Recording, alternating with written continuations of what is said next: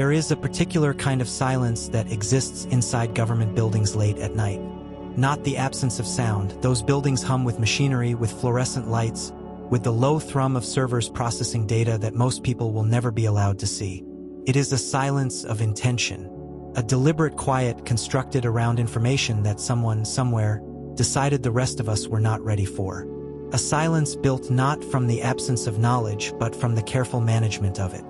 From the institutional decision that some truths are too disruptive, too destabilizing, too threatening to the architecture of public understanding to be released without preparation, without framing, without control. For decades, that silence surrounded one of the most consistently reported, most persistently documented, and most aggressively dismissed phenomena in the history of human observation. Unidentified objects in the sky performing maneuvers that our best engineers will tell you, in private, should not be physically possible. Objects seen by military pilots in the most controlled observational conditions that human beings have ever devised. Tracked by multiple independent sensor systems simultaneously. Photographed by gun cameras calibrated to exacting military specifications. Documented in after-action reports that sat, classified and unread by the public, in filing systems that were never intended to be opened. And then something changed.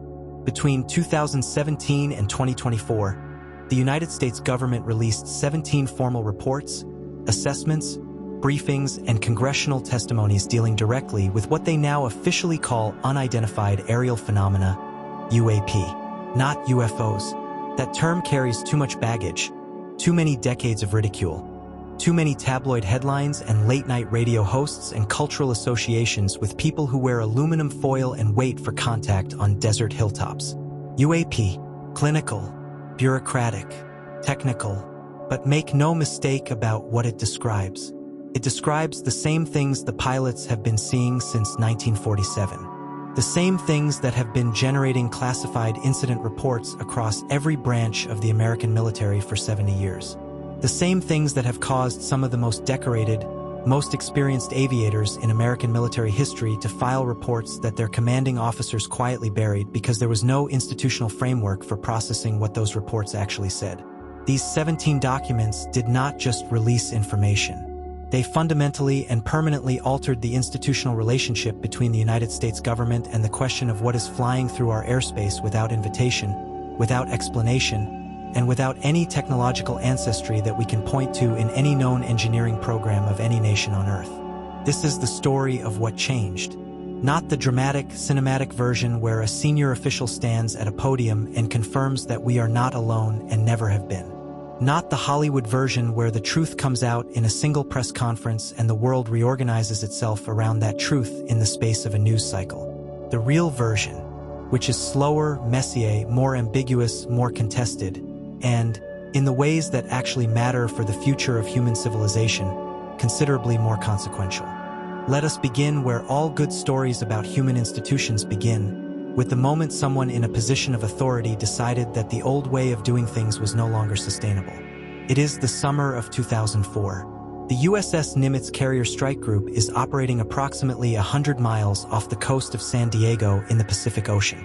The group's advanced radar systems, the Spy-1 radar aboard the guided missile cruiser USS Princeton, one of the most capable air defense systems ever deployed on a naval vessel, a system designed to track and engage everything from cruise missiles to high-altitude reconnaissance aircraft, begin detecting objects behaving in ways that violate every known principle of aerodynamics. These objects appear on radar at 80,000 feet altitude. Then, in what the radar operators later describe as a blink rather than a descent, they appear at sea level. The transition takes less than a second. There is no trajectory, no arc, no measurable deceleration, no sonic boom consistent with hypersonic atmospheric transit, no heat signature consistent with any known propulsion system making such a transition. There is simply a blip at 80,000 feet and then the same blip, or what the radar system categorizes as the same blip, at sea level with nothing in between. The Princeton's crew had been tracking anomalous radar contacts for 2 weeks before the intercept was attempted. 2 weeks of watching objects appear and disappear in patterns that made no operational sense, performing maneuvers that the radar operators, experienced professionals who understood exactly what their equipment was showing them, could not categorize using any framework their training had given them. 2F divided by a -18F Super Hornets are scrambled. The aircraft are flown by Commander David Fravor, a highly decorated naval aviator with 18 years of experience and command of a fighter squadron, and Lieutenant Commander Jim Slate. They are vectored to the location of the most recent radar contact by the Princeton, which is tracking the object in real time as the fighters approach. What Fravor finds below him, in the water beneath where the object is hovering, is a disturbance that he later describes as looking like churning white water just beneath the ocean surface. An area roughly the size of a Boeing 737, visible from altitude as a region of disturbed surface water with nothing above or below it that could explain the disturbance. No submarine, no gual, no debris field, just agitated water in an area where no known physical cause was present. And above that disturbed water, hovering without any visible means of propulsion, is an object approximately 40 feet in length. Smooth, white, oblong, shaped, he will later say in testimony before Congress, like a Tic Tac. No wings, no rates, no exhaust plume, no visible control surfaces, no markings, no structural features that suggest a method of flight based on any principle that Fravor, with 18 years of flying experience, has ever encountered. The object is simply there, in the air, maintaining position above the disturbed water with no apparent effort. Fravor maneuvers his F/A-18 into a descending circle intended to approach the object for closer observation. The object mirrors his approach.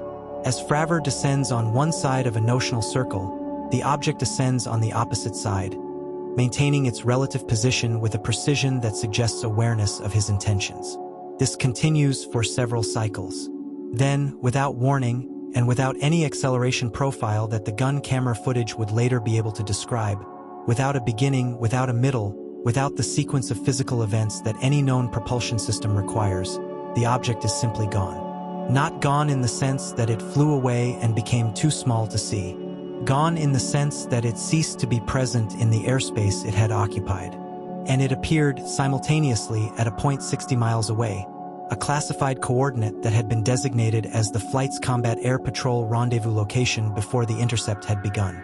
A coordinate that no party outside the carrier strike group's classified operational planning should have known. Fravor and Slate returned to the Nimitz. A second pair of F divided by a -18S is dispatched to the rendezvous coordinate and observes an object consistent with Fravor's description. The engagement is recorded on the gun camera of that second aircraft, producing what becomes the FLIR 1 video, the most widely analyzed piece of UAP footage in the history of the subject. This encounter was not filed away and forgotten. It was filed away and classified, and it stayed classified for 13 years. Now ask yourself what it means that this information was considered too sensitive for public consumption for 13 years. What exactly was being protected? The national security implications of the encounter itself. The possibility that an unknown party had a vehicle performing maneuvers that our most advanced aircraft cannot match and our best radar operators cannot explain? Or the national security implications of admitting that the encounter happened. The possibility that acknowledging it would require the government to answer a question it did not know how to answer. Those are very different things. And the distinction matters enormously for understanding everything that follows. Because in December 2017, when the New York Times published its landmark investigation revealing the existence of a secret Pentagon program called the Advanced Aerospace Threat Identification Program (ATIP), and released the Nimitz gun camera footage alongside 2 other declassified videos, the first thing that became clear was that the government had not been protecting us from dangerous information. It had been protecting itself from an embarrassing question it did not know how to answer. The question, what are these things? The ATIP program had existed since 2007, funded through a classified budget appropriation secured by Senator Harry Reid of Nevada, then the Senate Majority Leader who had developed an interest in the UAP question through his friendship with aerospace entrepreneur Robert Bigelow, a Nevada native who had been funding private UAP research for years through his Bigelow Aerospace Company. Reid secured an earmark of $22 million per year, administered through Bigelow Aerospace Advanced Space Studies, a subsidiary specifically created for the purpose, to fund research into unidentified aerial phenomena encountered by military personnel. $22 million sounds like a significant investment until you put it in context. The Department of Defense budget in 2007 was approximately $450 billion. ADIP's annual appropriation was roughly equivalent to the cost of one F-22 Raptor fighter aircraft. It was not a major program. It was a line item in a classified budget that most members of Congress would never see, allocated to a question that the institutional culture of American defense spending regarded as unserious and potentially embarrassing. The program operated under the leadership of Luis Elizondo, a career intelligence official and counterintelligence expert who had spent his career working on programs involving foreign threats and adversary technology. Elizondo ran ADIP from within the Office of the Undersecretary of Defense for Intelligence, which placed it in approximately the right part of the bureaucracy to do what it was theoretically supposed to do: assess whether the things being observed by military personnel represented a threat of foreign origin. What ADIP found, and this is the part that its director has described as the reason he eventually resigned, was that the things being observed did not appear to be of foreign origin in any sense that the program's analytical framework could address.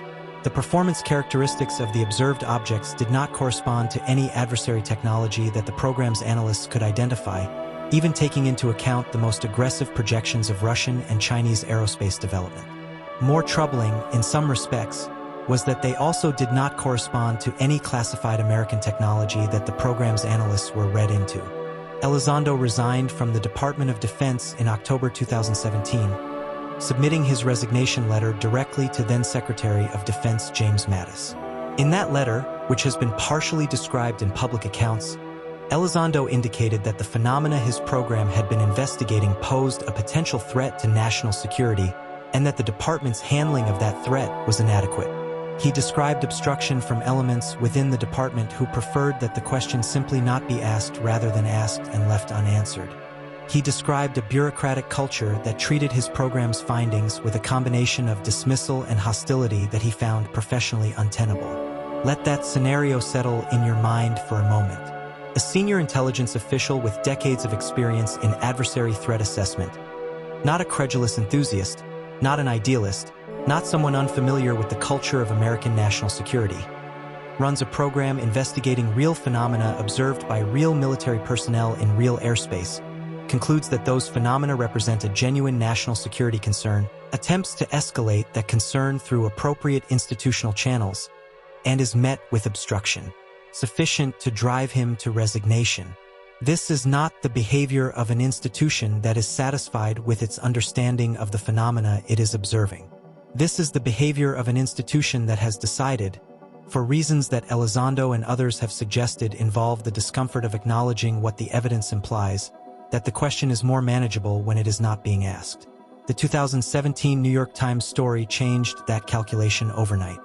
The story, co-authored by Helene Cooper, Ralph Blumenthal, and Leslie Kean, three journalists with long track records covering national security and intelligence, introduced ADIP to the public. It confirmed, for the first time in the modern era, that the government had an active, funded program specifically dedicated to investigating UAP. And it released the 3-gun camera videos that the Pentagon would spend 3 years declining to formally authenticate before finally acknowledging them in April 2020. Those 3 years are worth examining because they illustrate the pace at which institutional acknowledgement moves even after the information it is declining to acknowledge has become publicly available. The Nimitz footage was released to the public in December 2017. It was authenticated by the To the Stars Academy of Arts and Science, a private research organization co-founded by Elizondo after his resignation. It was analyzed by independent aerospace engineers and retired military officials who confirmed that the footage was consistent with authentic gun camera recordings and that the objects depicted behaved in ways inconsistent with any known aircraft. It was viewed by millions of people on the internet. And for 3 years, the Department of Defense's official position was that it could neither confirm nor deny the authenticity of the recordings. Then, in April 2020, the department released a 3-sentence statement confirming that the 3 videos, Nimitz Fleur 1, Gimbal, and Go Fast, were genuine recordings of unidentified aerial phenomena captured by U.S. Navy personnel. The statement noted that they had been reviewed and determined not to compromise current sensitive capabilities or reveal details of the observation systems used. It concluded that the objects in the videos remain unidentified. That statement is the first of the 17 consequential moments, and it is more significant than its brevity suggests. When the Department of Defense officially confirms that military personnel have recorded real, physical objects exhibiting performance characteristics that cannot be explained, they eliminate every deniability exit that the previous 50 years of UAP management had been built on. No longer can the response be, the pilots were mistaken. No longer can it be, the radar was malfunctioning. No longer can it be, the camera was producing optical artifacts from atmospheric conditions. The objects are confirmed as real. They are confirmed as unidentified, and they were operating in restricted military airspace. This matters because it is irreversible. The April 2020 confirmation cannot be unconfirmed. It exists in the official record, accessible to anyone with an internet connection, cited in subsequent congressional legislation, referenced in later government reports. The institutional acknowledgement of UAP as a real phenomenon worthy of serious attention began not with the 17 reports per se, but with those 3 sentences in April 2020, sentences that the Department of Defense spent 3 years avoiding and then published on a Thursday afternoon with the media footprint of a routine administrative notice. And then Congress entered the picture in a way that would prove structurally transformative. The National Defense Authorization Act for fiscal year 2022, a routine piece of legislation passed every year that funds the military and sets defense policy for the following year, contained a provision in Section 1683 that would fundamentally alter the government's institutional relationship with UAP. The provision established the Airborne Object Identification and Management Synchronization Group and, more significantly, mandated the creation of a permanent office within the Department of Defense with a legally required mission of investigating UAP and reporting its findings to Congress on a regular mandatory schedule. That office became the All-Domain Anomaly Resolution Office, AARO. AARO is important for reasons that extend well beyond whatever its investigators have or have not discovered. AARO is important because of what its creation represents in the architecture of American government.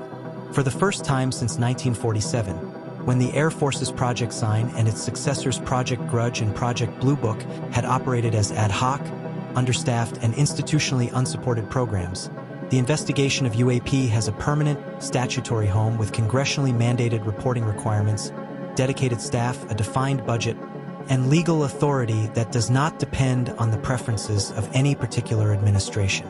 Project Blue Book, which ran from 1952 to 1969, investigated 12,618 UAP incidents and officially concluded that none of them represented a national security concern and that continued investigation was not warranted.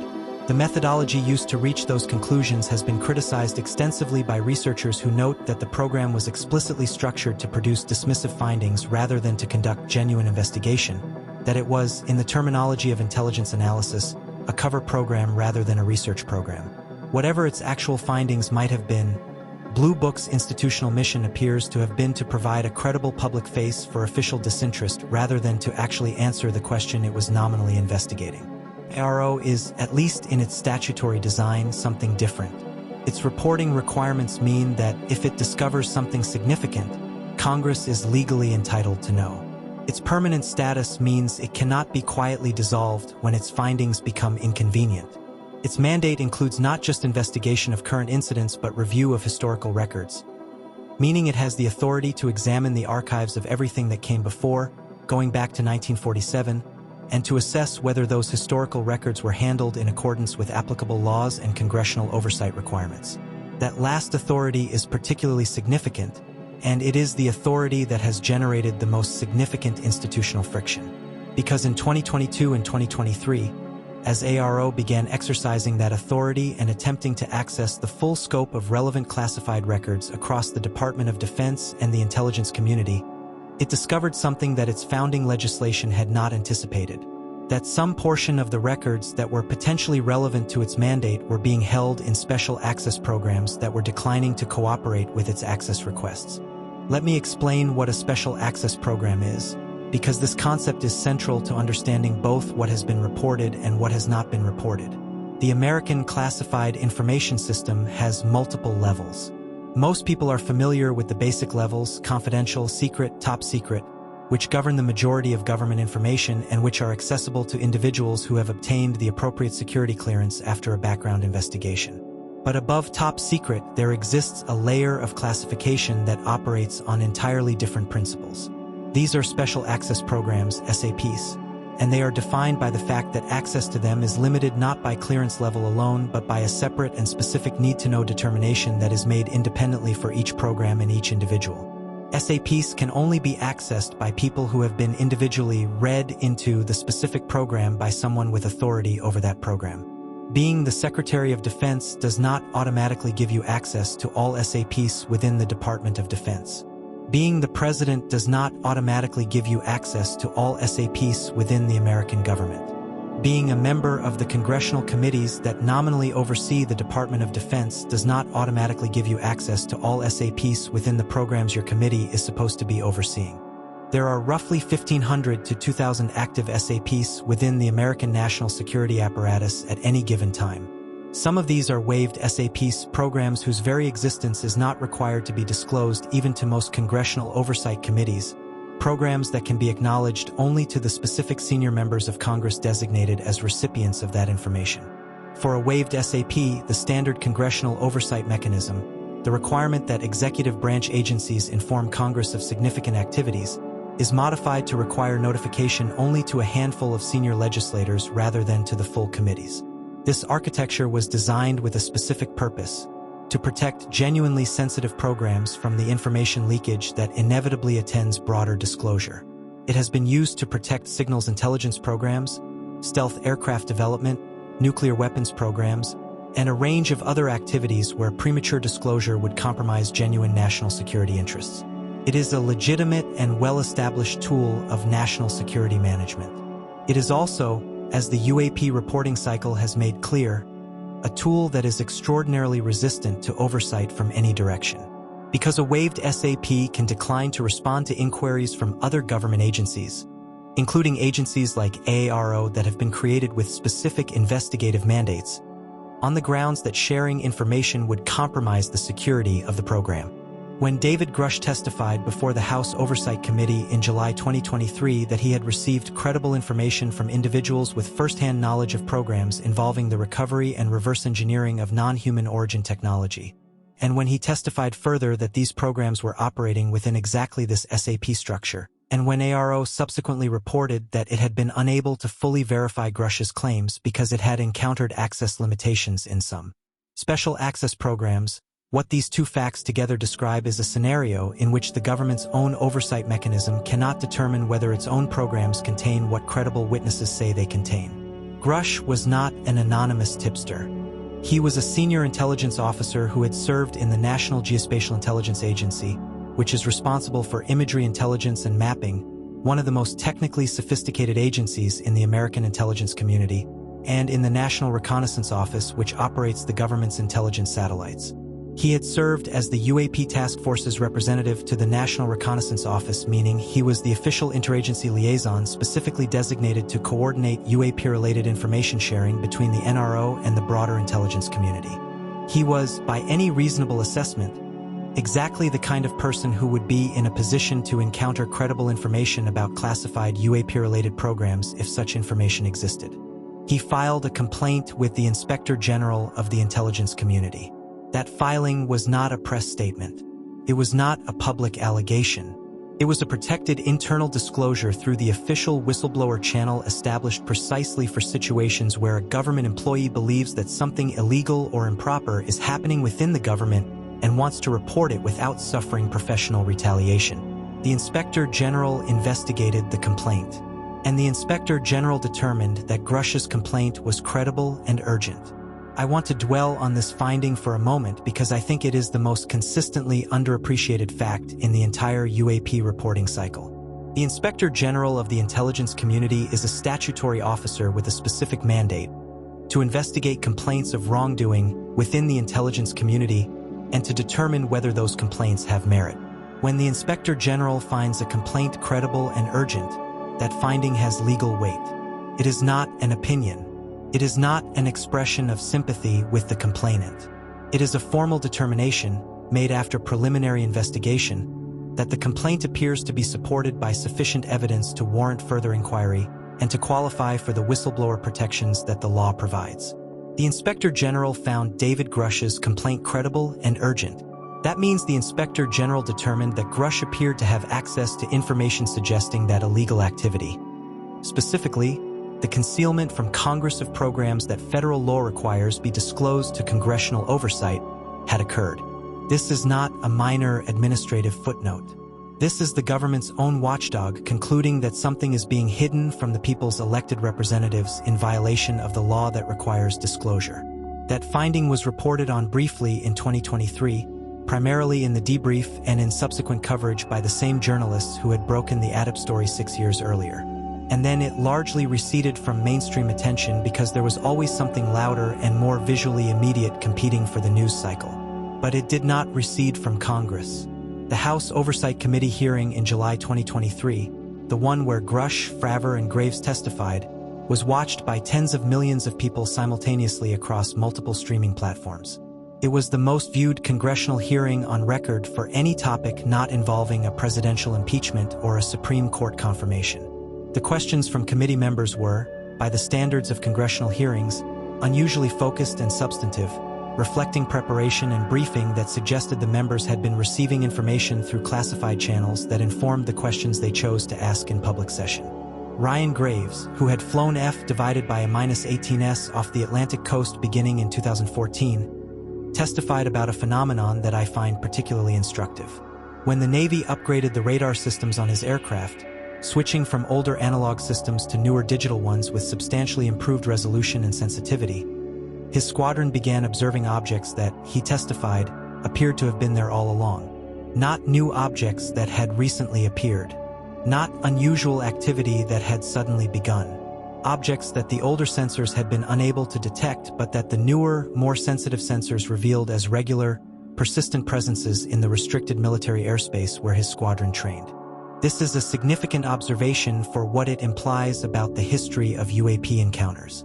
If objects that exist in restricted airspace became visible only when sensor sensitivity crossed a certain threshold, then the history of military UAP encounters, already substantial and documented, may represent only the fraction of encounters that happen to involve objects within the detection range of the sensor technology available at the time. Better sensors reveal more objects, which means the question of how long this has been happening and how frequently it occurs may have answers that are considerably more striking than the official record suggests. Graves filed formal aviation safety reports about the objects he and his colleagues were observing.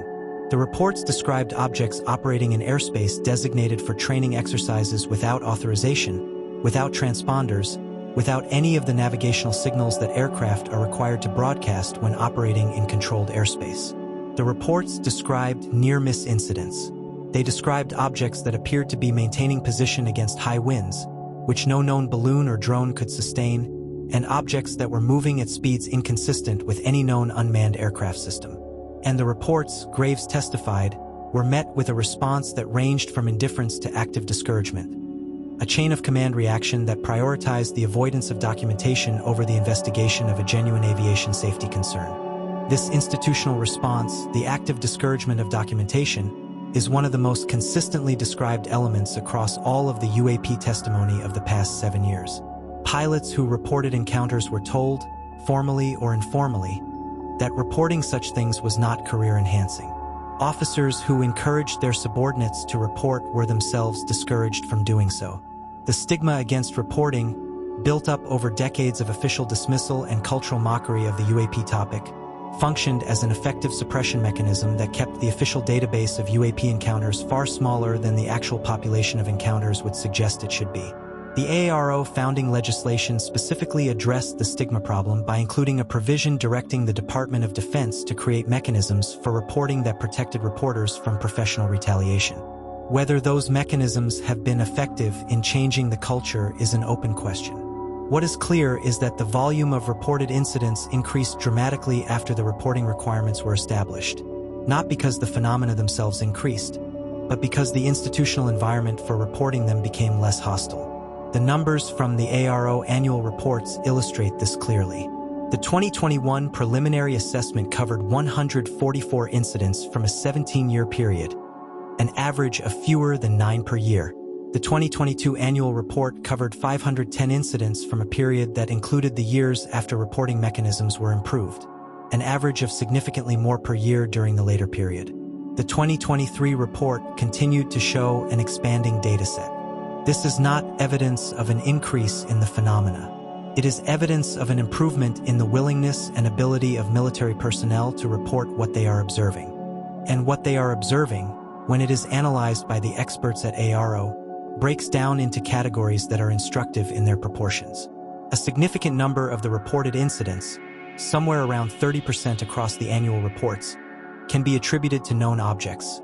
Drones, balloons, birds, and other identifiable phenomena whose identification was initially ambiguous because of sensor limitations or observation conditions. This is an important baseline. The reporting system works, and when sufficient data is available, known objects can be identified as known. But the remaining fraction, consistently somewhere between 30 and 40% across the annual reports, represents incidents that cannot be explained using any available information. These are not incidents where the identification is uncertain.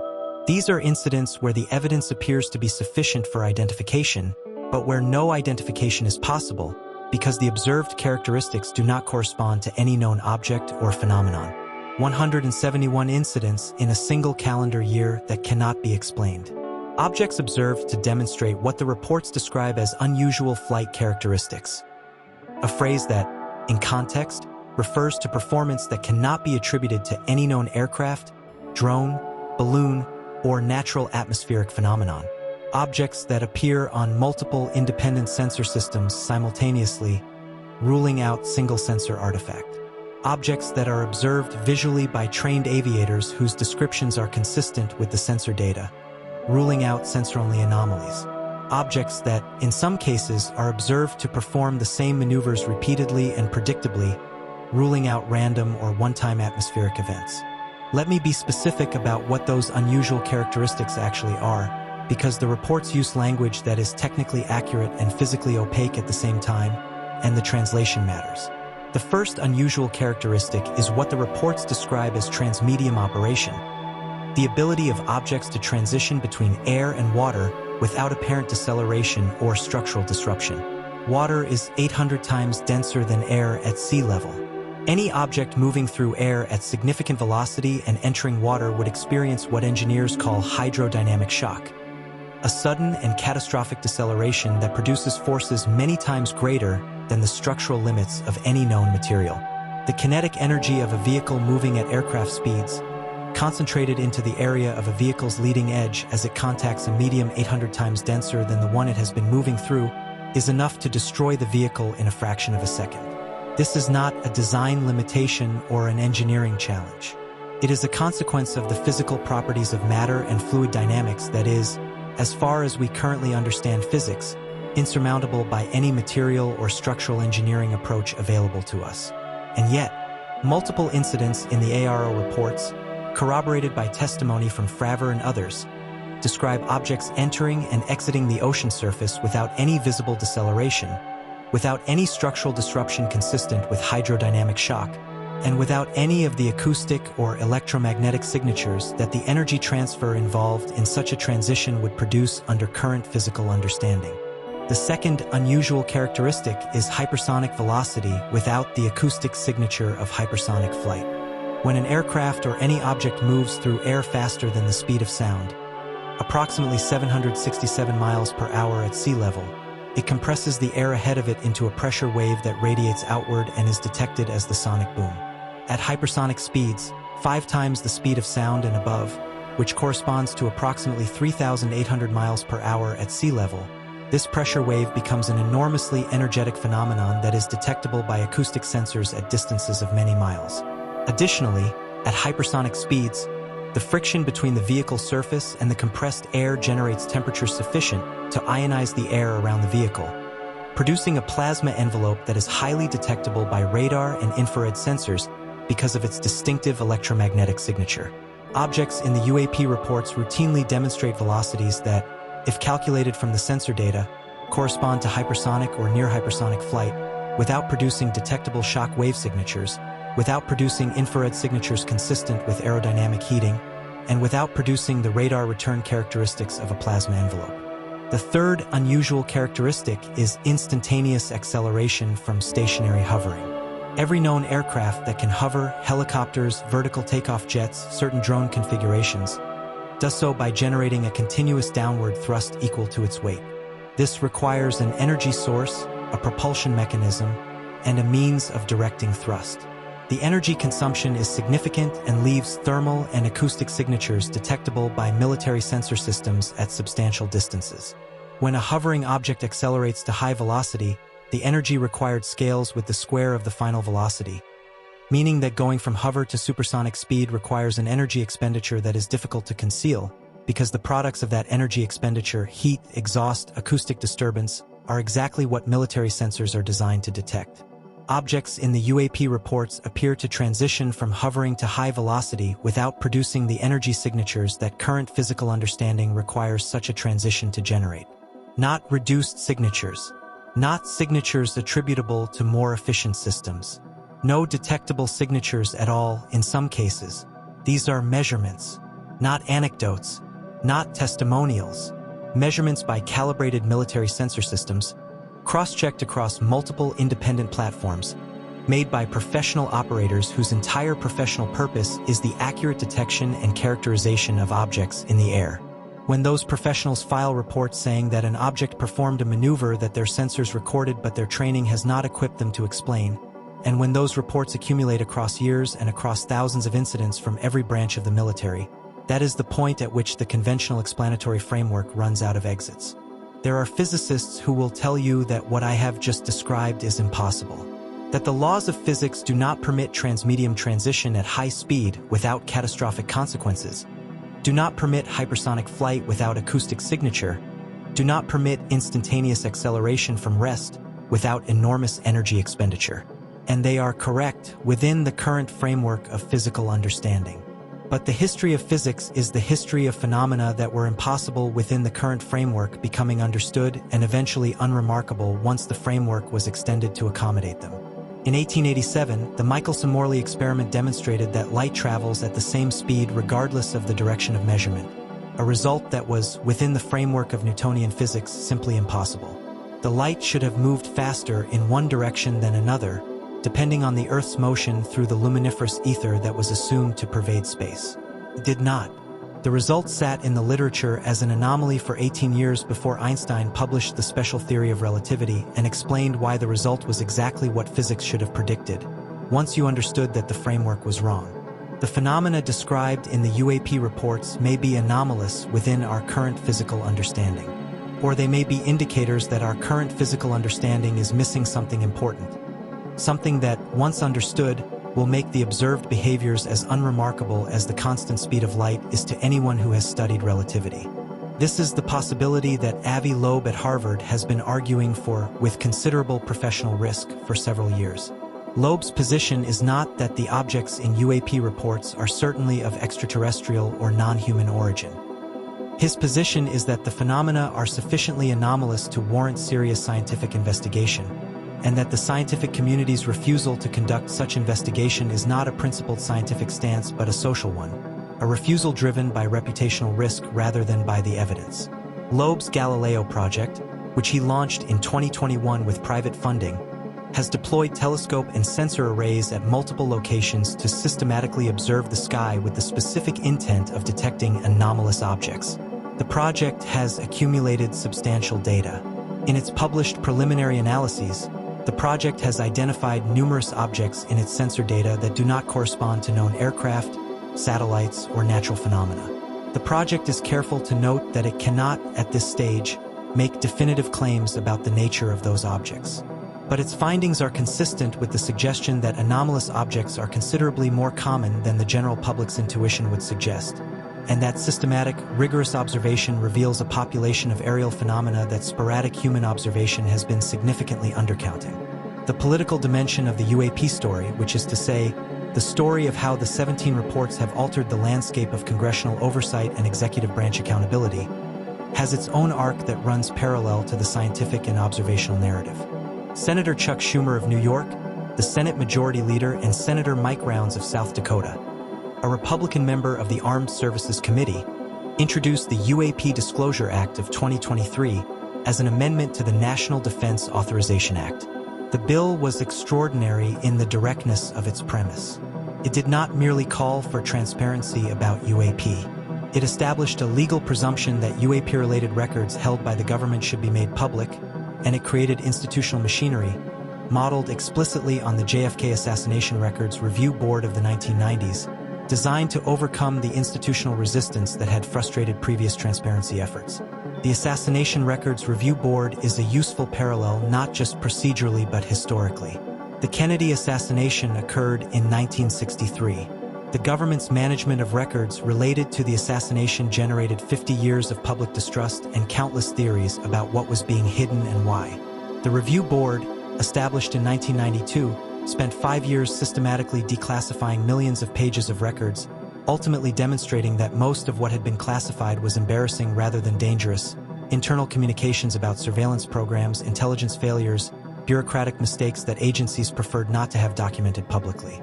Schumer and Rounds invoked this history explicitly, arguing that the cost of continued UAP secrecy, in public trust, in democratic accountability, in the government's ability to conduct legitimate national security functions, exceeded the cost of disclosure, just as the cost of continued JFK secrecy had eventually exceeded whatever protection continued classification was supposed to provide.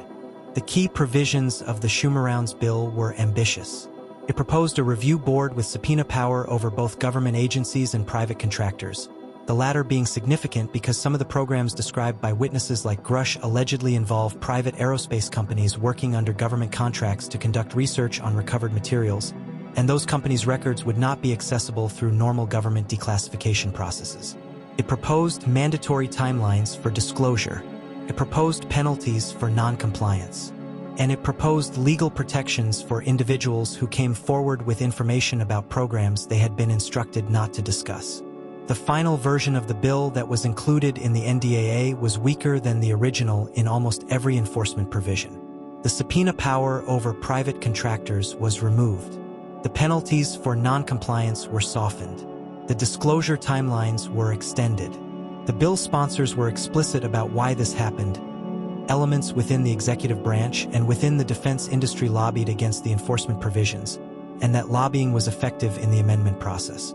And yet, even the weakened version of the bill represents an historic expansion of legislative intent regarding UAP. It is the first time in the history of American legislation that Congress has formally committed to the proposition that the public has a right to know what the government knows about UAP, and has created a legal mechanism, however imperfect, to pursue that commitment against institutional resistance.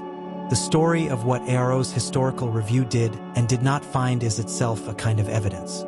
The 2023 ARO Historical Record Report was the most comprehensive government review of UAP-related documentation ever publicly released. It acknowledged reviewing thousands of documents across dozens of agencies. It acknowledged receiving testimony from dozens of individuals claiming personal knowledge of programs involving non-human technology. And it reported that it had found no credible evidence to support the existence of such programs. The response to this finding from the congressional oversight community was instructive. Several members of Congress with direct oversight responsibilities for the programs that ARO had nominally reviewed expressed public concern that ARO's review had been limited by the access restrictions it had encountered. Senator Gillibrand, in public statements following the report's release, noted that she had been told by multiple individuals within the classification structure that ARO had not been given access to all relevant programs. She used the phrase "not yet complete" to describe ARO's access, a characterization that, if accurate, fundamentally undermines the significance of the negative finding. If ARO reviewed only the records it was given access to, and if some relevant records were withheld from it, then ARO's conclusion that it found no evidence of certain programs tells us only what was in the records that were shared. It does not tell us what is in the records that were not. Former ARO Director Sean Kirkpatrick has been candid in his public statements about the access limitations his office encountered. In testimony and in published commentary after leaving the position, Kirkpatrick described the experience of attempting to investigate a question whose most sensitive aspects were actively shielded from his office by classification structures that his statutory authority was insufficient to overcome. He has described finding the lack of cooperation from some elements of the classification system frustrating and professionally disappointing. He has also been careful to note that encountering a wall of classification around a particular question is not, by itself, evidence that the question has the answer that some people are hoping for. This is an important point and an honest one. The presence of classification does not confirm the presence of extraordinary secrets. Classification is also used to protect mundane programs from embarrassment, to shield failed or mediocre research from external scrutiny, and to maintain bureaucratic control over information that various agencies have determined they prefer not to share. The wall that ARO encountered may be protecting something extraordinary, or it may be protecting something considerably more banal: failed research programs, embarrassing operational failures, budget expenditures that would not survive public scrutiny, that has been wrapped in classification as a precautionary measure against the kind of oversight that ARO was attempting to conduct. What ARO's experience demonstrates with certainty is that the classification system is not transparent to the investigation mechanism that Congress created to investigate it. Whether that opacity is evidence of significant concealment or evidence of routine bureaucratic self-protection is a question that cannot be answered from outside the classification wall, which is precisely the problem that the Schumer-Rounds framework was attempting to solve and which the weakened final version of that framework remains insufficiently powerful to solve. The testimonies of Marco Rubio, Kirsten Gillibrand, Tim Burchett, and other members of Congress who have described receiving classified briefings on UAP that left them more rather than less concerned about the adequacy of existing oversight are, in aggregate, a congressional finding. Not a formal finding with legislative teeth, but a collective expression by members of the legislative branch, speaking publicly in their official capacities, that the executive branch is withholding information from Congress that Congress is legally entitled to receive. In the American constitutional system, this is a significant statement. The oversight power of Congress, the power to demand information from the executive branch about how laws are being implemented and how public resources are being used, is one of the foundational mechanisms of democratic accountability. When multiple members of Congress say publicly that power is being frustrated by the executive branch's management of UAP-related information, they are describing a constitutional dysfunction, not a political dispute. A dysfunction in the mechanism that the Constitution established to ensure that the people, through their elected representatives, can know what their government is doing. This is, I want to emphasize, not a partisan observation. The members of Congress who have expressed concern about UAP information management come from both major parties. The original legislation establishing ARO passed with bipartisan support. The Schumer-Rounds Disclosure Act was sponsored by the Senate Majority Leader, a Democrat, and a senior Republican. The House Oversight Committee hearing that featured Grusch, Fravor, and Graves was organized and conducted in a spirit of bipartisan inquiry that is, in the current political environment, genuinely rare. The bipartisanship of UAP oversight is itself informative. In an era when American politics has been characterized by partisan disagreement on almost every significant question of policy and governance, the convergence of legislators from across the political spectrum on the conclusion that UAP information management is a serious oversight concern suggests that the information driving that concern is compelling enough to override the usual partisan dynamics. People do not agree across party lines in Washington without a reason. The reason, in this case, appears to be that what members of Congress are seeing in their classified briefings is sufficiently striking to make the question of what it means more important than the question of which party benefits from raising it. What does all of this mean for the future? Let me try to describe the several possible futures that the current trajectory leads toward, because I think intellectual honesty requires acknowledging that we are not yet at a point where any particular outcome is clearly more probable than the others. The first possible future is the mundane one: continued investigation, continued partial disclosure, eventual determination that the bulk of the unexplained incidents represent natural phenomena or foreign technology that was less exotic than feared.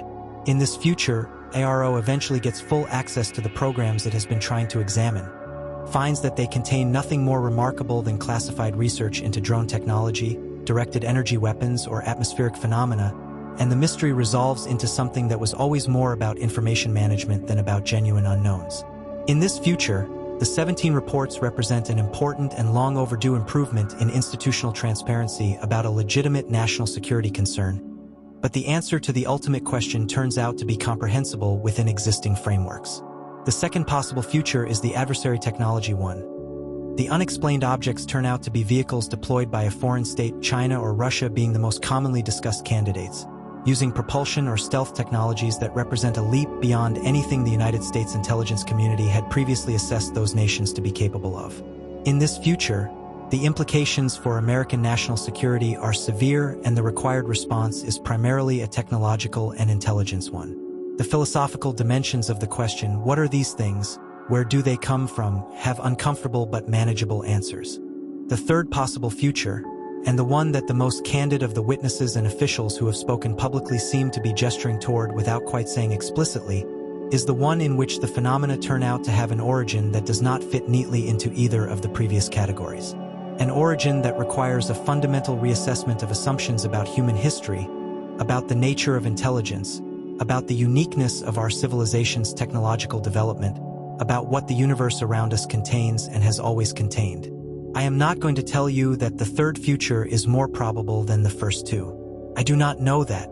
No one knows that, and anyone who claims otherwise is overstepping the evidence. What I will tell you is that the 17 reports, taken together, represent the first sustained, institutional, publicly documented acknowledgement that the phenomena warranting investigation include some that cannot currently be explained, and that among the people who have spent the most time with the most access, looking most carefully at those phenomena, there are credible professionals who believe the third future is the one that the evidence, if fully disclosed, would most clearly support. This is the state of the question in 2024. Not resolved, not close to resolved, but changed fundamentally and permanently from the state it was in when a classified filing cabinet in the Pentagon held the Nimitz gun camera footage, and the only people who knew about it were the pilots who had seen the object and the classification officers who had decided that the public was not ready to know. The public, it turns out, is ready. Whether the government is a different question. Because here is what I want you to carry with you after you finish listening to this. The most important thing that the 17 reports have changed is not the content of what is known. It is the permission structure around asking the question. For 70 years, the question of what these objects are was structurally excluded from serious institutional discourse. It was permissible to study it privately. It was permissible to report on it in tabloids. It was permissible to discuss it in conspiracy theory spaces where the cultural stigma of those spaces effectively neutralized whatever information they contained. What was not permissible, what was institutionally excluded in a way that was enforced through professional and reputational consequences, was to take it seriously in the spaces where serious things are taken seriously. The 17 reports have changed that. Not completely, not irrevocably if the political will to reverse it were to emerge, but substantially, and with enough institutional momentum that reversing it would require more political effort than the forces of institutional conservatism are likely to be able to sustain. Scientists can now study UAP without automatically forfeiting their professional credibility. Not all scientists, not in all institutions, but at the margin, the conversation has shifted. Military pilots can report UAP without automatically ending their careers. Not without social cost, but with less cost than before, and with a legal reporting mechanism that their predecessors never had. Members of Congress can hold oversight hearings on UAP without being seen as eccentric. Not without some eye-rolling in certain quarters, but with sufficient bipartisan backing to neutralize most of the political risk. These are not dramatic transformations. They are marginal shifts in what is institutionally permissible. But in the history of human knowledge, marginal shifts in what is permissible to investigate tend to be where revolutions in understanding begin. Before Copernicus, it was institutionally impermissible, in a very concrete way with very concrete consequences, to suggest that the Earth moved around the sun. After Copernicus, it was merely controversial. After Galileo, it was contested. After Newton, it was simply true. The progression from impermissible to controversial to contested to true took about a century and a half. The question of what is in our airspace has been moving from impermissible toward controversial in the space of about 7 years. The direction of travel is clear even if the destination is not. I think about the pilots who flew their F divided by a -18s toward something they could not explain and came back to file reports that were quietly buried. I think about the radar operators on the Princeton who spent 2 weeks watching something they had no framework to describe and who told each other, quietly, what they were seeing without any confidence that anyone in a position of authority would take it seriously. I think about the intelligence officials who encountered information in classified programs that they could not unsee, and who spent years trying to figure out whether and how and to whom to disclose what they knew, knowing that the whistleblower protections that were supposed to exist for exactly this situation had a history of being imperfectly applied. I think about what it costs to know something and not be able to say it. And I think about what it means that, in the span of 7 years, the institutional architecture of American government has moved, partially, imperfectly, against resistance, but measurably and visibly moved, toward creating conditions in which that knowledge can be said. There is a long way to go. There are classification walls that have not been breached. There are programs that have not been investigated. There are witnesses who have not yet come forward, or who have come forward and have not yet been heard. There are documents in filing systems across the American national security apparatus whose existence has not been acknowledged and whose contents cannot be guessed at from outside. But the direction of movement is established. The institutional framework for continuing that movement is in place. The congressional oversight mechanism that was missing for 70 years now exists, even if it remains imperfect. The legal protections for people with knowledge to share are stronger than they have ever been, even if they remain incomplete. And the question, the fundamental, extraordinary civilization-level question, is now being asked in the right rooms, by the right people, with the right authority to demand answers. That is not a small thing. That is, perhaps, the most important thing. Because if the third future is the one we are actually living in, if there is something operating in our airspace, and has been for decades or longer, that was not built by any human civilization currently living on this planet, then the question of what it is and what it wants and what its presence here means for our understanding of ourselves and our universe is not a question we can afford to leave unanswered forever. And the 17 reports, with all their inadequacy, all their bureaucratic caution, all their carefully worded acknowledgments of ignorance, the 17 reports are the beginning of humanity's first serious, official, institutionally supported attempt to answer it. That is enough to change everything, even if we do not yet know what everything is changing into. But to understand how far we have actually come, how far the 17 reports have moved the needle against a weight of institutional resistance that was built over the course of 7 decades, you have to understand where we started. You have to go back to 1947. Not to the mythology of 1947, not to the Roswell story as it has been told and retold in the popular imagination, but to the actual institutional history of how the American government built the architecture of silence that the 17 reports are now, piece by piece, dismantling. The summer of 1947 produced 2 events that would shape the next 70 years of UAP policy, though they are rarely discussed together in a way that illuminates their relationship. The first was the observation by private pilot Kenneth Arnold of 9 objects near Mount Rainier in Washington state on June 24th, flying in a V formation at speeds Arnold estimated at approximately 1,200 miles per hour, nearly twice the top speed of any aircraft then in operation.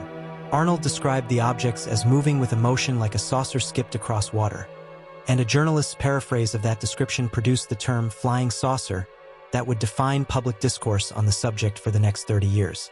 Arnold was a respected businessman and experienced aviator, not the kind of source that investigators could easily dismiss, and the report was taken seriously enough at the time to generate significant internal discussion within the Army Air Forces. The second event came 2 weeks later in the high desert of New Mexico, near the town of Roswell, where something came down in July of 1947 that the Army Air Force initially described in a press release as a flying disc, before issuing a correction within 24 hours describing the debris as the remains of a weather balloon. The correction produced exactly the kind of public skepticism that official corrections to dramatic initial statements always produce, and Roswell became the founding myth of the modern UFO phenomenon. A myth that has been alternately embraced and mocked for 7.5 decades without anyone outside the classification system being in a position to definitively resolve it. What is documentable about 1947 is not what came down near Roswell. What is documentable is the institutional response to the wave of observation reports that followed the Arnold sighting and the initial Roswell press release. The Army Air Force established Project Sign in December 1947, a classified investigation that operated for 2 years and produced a classified report, Estimate of the Situation, which concluded, according to accounts from officers who read it before it was destroyed by order of Air Force Chief of Staff General Hoyt Vandenberg, that the observed objects appeared to be of extraterrestrial origin. Vandenberg reportedly ordered the report destroyed on the grounds that the evidence was insufficient to support such a conclusion. The report no longer exists in recoverable form. Project Sign was succeeded by Project Grudge in 1949, whose mission appears from surviving documentation to have been explicitly debunking rather than investigating, producing public explanations for reported sightings regardless of whether those explanations were fully supported by the evidence. And Project Grudge was succeeded in 1952 by Project Blue Book, which operated for 17 years and investigated 12,618 reported incidents before being officially closed in December 1969 on the recommendation of the Condon Report, a study commissioned from the University of Colorado that has itself been extensively criticized by researchers who obtained the underlying correspondence and found evidence that the study's conclusions were predetermined before the investigation began. The Condon Report concluded that the study of UFOs had not contributed to scientific knowledge and was unlikely to do so in the future. Project Blue Book was closed. The Air Force issued a statement affirming that no UFO had ever represented a threat to national security and that none of the unidentified cases suggested the existence of technology beyond the range of present-day scientific knowledge. And with that, officially, the United States government's public investigation of UAP ended. Note the phrase public investigation, because what happened in the years following the closure of Blue Book is the period that witnesses like Grusch and Elizondo are describing when they speak about classified programs operating outside normal oversight channels. The official investigation ended. The classified activity, if their accounts are accurate, did not. What is documented without reliance on whistleblower testimony is the following. The Defense Intelligence Agency maintained an interest in the UAP question throughout the 1970s and 1980s through various classified programs whose names and scope have been partially revealed through Freedom of Information Act requests over the decades. The CIA had a documented program, OSAP, the Advanced Aerospace Weapon System Applications Program, that preceded ADIP and shared much of its institutional lineage. The National Security Agency has declassified documents showing that it was monitoring reports of anomalous radar returns throughout the Cold War period. What is more difficult to document, but what emerges consistently from the accounts of people who have worked within the classification system, is the structure that allegedly developed around whatever was being studied.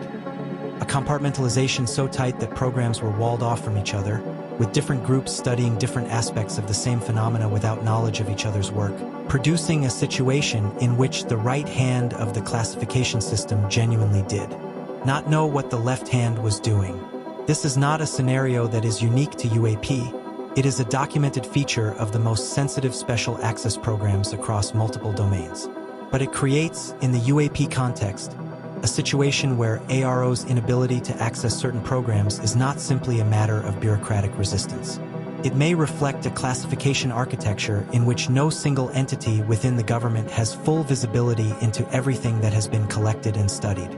The psychology of institutional stigma around UAP deserves more careful attention than it typically receives, because understanding it is essential to understanding both why the 17 reports were so long in coming and why the resistance to them has been so persistent. The stigma has two sources, and they are different in kind, though they have been mutually reinforcing in effect. The first is the association between UAP belief and credulity. Over the 70 years since 1947, the public discourse around UFOs and UAP has been dominated not by credentialed scientists and military officials, but by a community of enthusiasts whose defining characteristic in the public perception is the willingness to believe dramatic claims without adequate evidence. Some of this reputation has been earned. The UAP enthusiast community has, at various points, embraced claims that were clearly unsupported by evidence, promoted witnesses whose credibility was questionable, and produced a body of literature that mixes genuine documentation with speculation and fabrication in proportions that vary enormously and are difficult for non-specialists to assess. But much of the reputation has been constructed and maintained through a process that sociologists who study stigma would recognize as a classic mechanism of discrediting: the association of a legitimate question with an illegitimate community of inquirers. By ensuring that the primary voices asking the UAP question in public were voices that the mainstream found easy to dismiss, the institutional culture produced a situation where the question itself acquired the reputational characteristics of those asking it. Scientists who might have found the question worth investigating were deterred not by an assessment of the evidence, which most of them had not examined, but by the reputational cost of being associated with a community of inquiry that the mainstream had determined was unserious. This mechanism was not, as far as we can tell from the documentary record, deliberately engineered. It does not require a conspiracy to explain. The stigma emerged organically from the collision between genuine institutional uncertainty about what the phenomena were, the desire of military and intelligence agencies to avoid public discussion of their own sensor capabilities and vulnerabilities, and the cultural dynamics of a scientific community that had strong incentives to maintain clear boundaries between legitimate and illegitimate inquiry. But the stigma had real costs. It prevented serious scientific engagement with the question for decades. It suppressed reporting by military personnel who feared career consequences. It created a situation in which the population of documented incidents was far smaller than the actual population of incidents, because the incentives to not report were stronger than the incentives to report. And it created a feedback loop.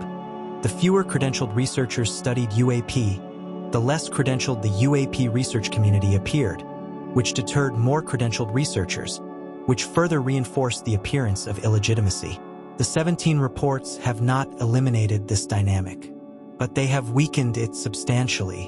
When the Department of Defense, the Office of the Director of National Intelligence, and multiple congressional committees are on record taking UAP seriously as a research and national security question, the argument that taking it seriously is inherently unserious becomes difficult to sustain.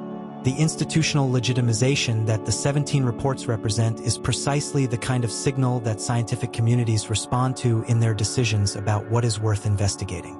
The second source of stigma is more specific to the military and intelligence communities, and it is the one that has had the most direct effect on the quality and quantity of UAP reporting.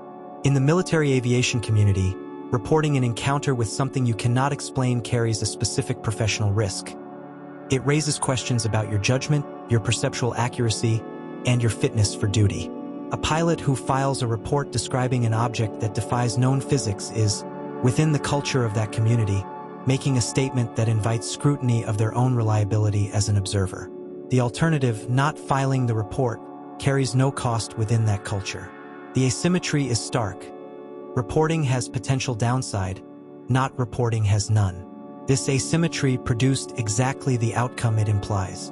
The military pilots who observed anomalous objects overwhelmingly chose not to report them. Those who did report frequently described having their reports handled in ways that communicated, clearly if informally, that this was not the kind of thing that was supposed to be in the official record. The result was a systematic undercount of encounters that almost certainly persisted for as long as the cultural incentive structure remained in place. The creation of AARO and the associated reporting reforms attempted to change this by establishing formal protections for reporters and creating official channels with explicit non-retaliation commitments. The expansion of the UAP database following these reforms, from 144 incidents in 17 years to hundreds of incidents in a single year, is consistent with the interpretation that the reforms are working and that the true frequency of encounters is substantially higher than the pre-reform reporting suggested. Whether the reforms have fully overcome the cultural inertia of 70 years of stigma is a question that will take years of data collection to answer. The international dimension of the UAP question is one that the 17 reports address only tangentially, but that is essential context for understanding the full scope of what is being discussed. The United States is not the only country that has documented UAP encounters, and not the only country that has grappled with the institutional question of how to manage that documentation. France established GEPAN, the Group for the Study of Unidentified Aerospace Phenomena, in 1977, operating as part of the French National Space Agency NIS. The organization still exists, renamed GAIPAN, and has accumulated a database of thousands of reports with a subset of cases that its analysts describe as unexplainable using conventional frameworks. The French government's openness about the existence of this program and its findings stands in notable contrast to the American approach of the same period, though whether the French government has been fully transparent about everything it knows is a question that the available evidence does not resolve. The United Kingdom's Ministry of Defense operated a UAP desk from 1950 to 2009, when it was officially closed on the grounds that the phenomena being reported did not represent a credible threat to British airspace. The files of that desk, thousands of pages of incident reports, correspondence, and analysis, were progressively declassified and released to the public in the years following the desk's closure. Those files reveal, among other things, that multiple incidents involving encounters between British military aircraft and unidentified objects were investigated and never resolved, and that the MOD's internal assessments were frequently more cautious and uncertain than the official public positions the MOD was simultaneously maintaining. China has maintained official interest in UAP throughout the modern era, though the Chinese government's opacity makes it difficult to assess the scope or findings of any Chinese investigation programs. What is documented is that the People's Liberation Army Air Force has conducted training of personnel specifically in the observation and reporting of unidentified aerial objects, and that Chinese academic journals have published serious scientific analyses of UAP incidents, suggesting a level of official engagement with the question that the Western scientific mainstream has generally avoided. Russia, and before it, the Soviet Union, has an extensive documented history of UAP encounters and investigation. Soviet military archives, some of which have been partially disclosed following the Cold War, indicate that the Red Army experienced UAP encounters throughout the Cold War period and maintained classified investigation programs into those encounters. Russian military and intelligence officials have made occasional public statements about UAP that suggest a level of official interest considerably more sustained than the official record of Russian scientific engagement with the topic would indicate. The significance of this international context is that the phenomena being observed and documented in American military encounters are not uniquely American phenomena. The objects described in the 17 reports, the transmedium transition, the hypersonic flight without acoustic signature, the instantaneous acceleration, are consistent with objects described in British, French, Chinese, and Russian military documentation from the same periods. Whatever is producing these observations does not appear to be confining its presence to American airspace, which means that the investigation of the question is, ultimately, a problem that transcends any single nation's classification system. This has interesting implications for the transparency question. If the phenomena are genuinely global, if whatever is operating in restricted American airspace is also operating in restricted British, French, and Chinese airspace, then the American government's ability to control what is known about it by managing American classification is inherently limited. Other nations have data. Some of that data has been released.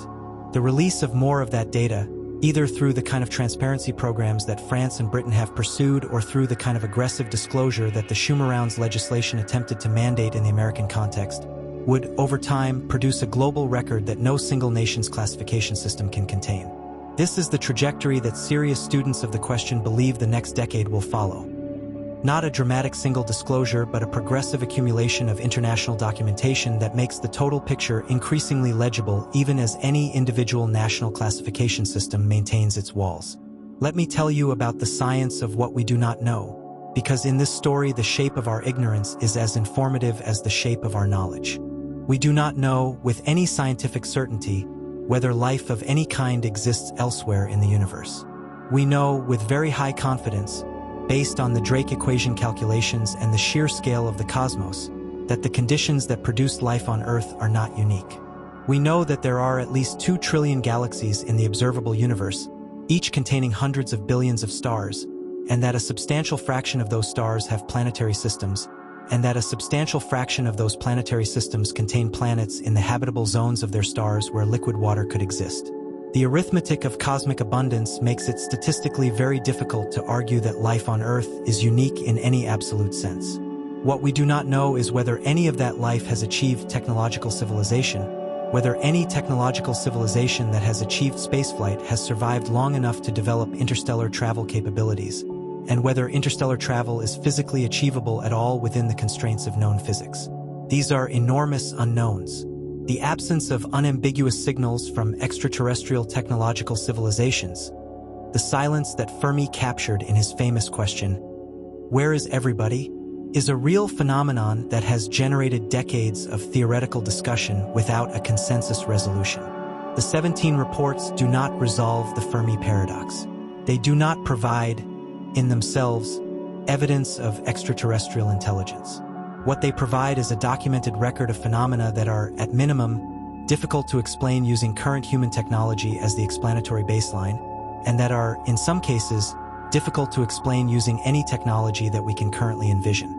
This is not the same as saying the phenomena are extraterrestrial, but it is the same as saying they are worth taking seriously as a scientific question.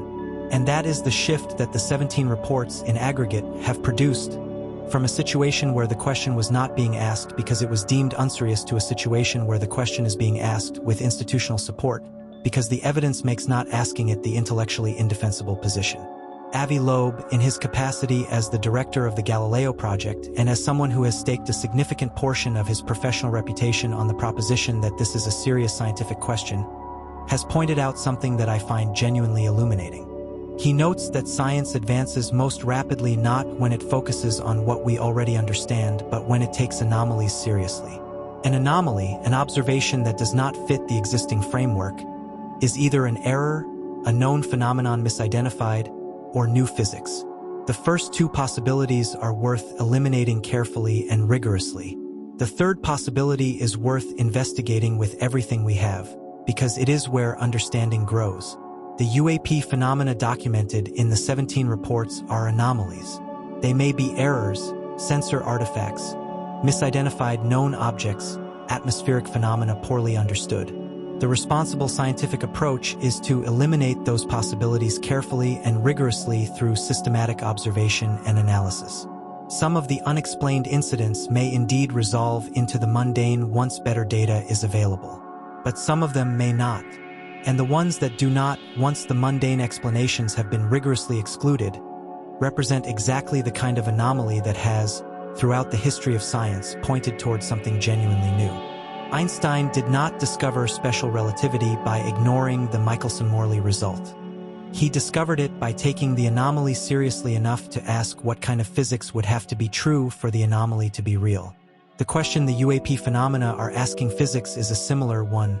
What kind of physics would have to be true for these observations to be real? The answer to that question, whether it turns out to involve extensions of current physics, entirely new principles, or the existence of technology so far beyond our current understanding as to be indistinguishable from new physics, is worth finding out. The 17 reports have not answered that question. They have established that the question exists and that the phenomena generating it are real enough to justify taking the question seriously. That is a necessary precondition for answering it. And having that precondition in place, after 70 years of the question being structurally excluded from serious institutional inquiry, is the transformation that this moment in history represents. I want to close with a thought about scale, because I think scale is something that humans are not well designed to reason about intuitively, and because the UAP question is, at its deepest level, a question about scale. The observable universe is approximately 93 billion light-years across. It contains, as best we can estimate, approximately 2 trillion galaxies. Our own galaxy, the Milky Way, an ordinary spiral galaxy of no particular distinction in the broader cosmic inventory, contains somewhere between 200 and 400 billion stars.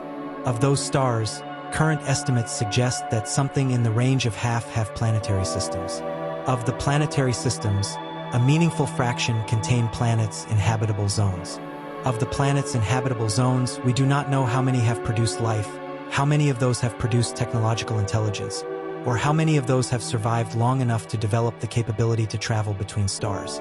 We are, based on our own experience, approximately 300,000 years old as a species of anatomically modern humans, approximately 70,000 years past the population bottleneck that almost ended us before we had properly begun, approximately 10,000 years past the development of agriculture that enabled the population density required for civilization, and approximately 250 years past the Industrial Revolution that began the technology acceleration that has taken us from horse-drawn carriages to spacecraft in the course of a few human lifetimes.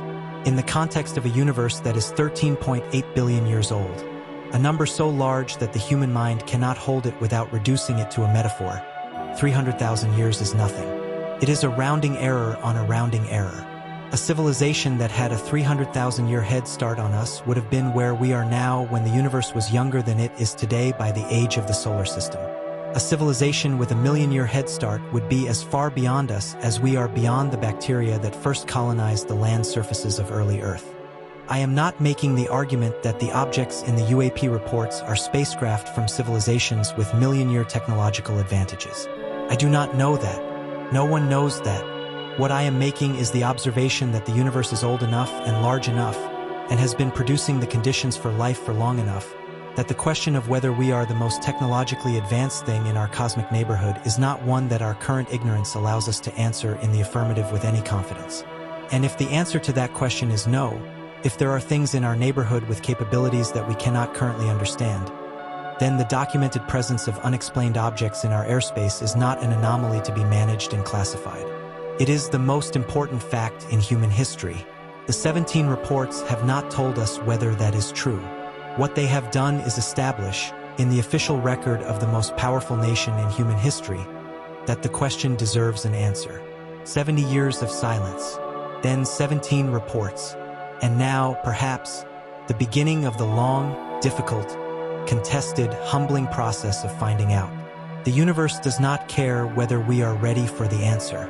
It has been there all along. The question is whether we are finally ready to ask it seriously enough to hear it. And I believe, watching the institutional machinery of inquiry crank slowly into motion, watching the classification walls develop cracks too wide to plaster over, watching the credible witnesses accumulate and the congressional hearings multiply and the censored data expand beyond anyone's ability to explain it away, I believe we might be getting close. Close to the moment when the silence breaks. Not with a press conference, not with a landing on the White House lawn, but with the slow, inexorable accumulation of evidence that cannot be denied, examined by minds that can no longer afford not to examine it, in institutions that can no longer afford to look away. That is how the biggest discoveries in human history have always happened. Not in a single moment but across years and decades of questioning, of anomalies accumulating, of frameworks straining under the weight of what they were not designed to accommodate. Until, at last, the new understanding arrives not as a shock but as an inevitability that everyone who had been paying attention saw coming. We are paying attention now. That is enough to begin.